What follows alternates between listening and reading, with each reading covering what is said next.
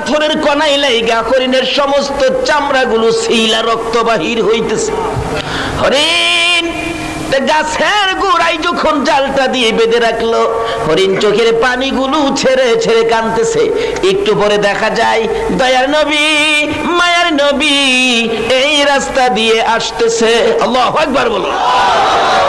হরিণ দূর থেকে আমার নবীকে দেখে চোখের পানি ছেড়ে ছেড়ে ডাকতেছে, প্রভু গো আমার জবান খুলে দাও না, তোমার বন্ধু রাহমাতাল লিল আলামিনের কাছে আমার মনের দুঃখগুলি বলি।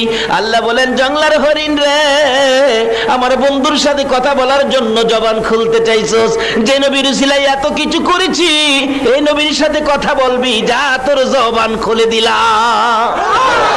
যে নবীর পক্ষে গেলে জংলার হরিণের জবান পর্যন্তই আমার আল্লাহ খুলে দেয়। বলুন এই নবীর পক্ষে গেলে আমরা লাভ হবে না লস হবে?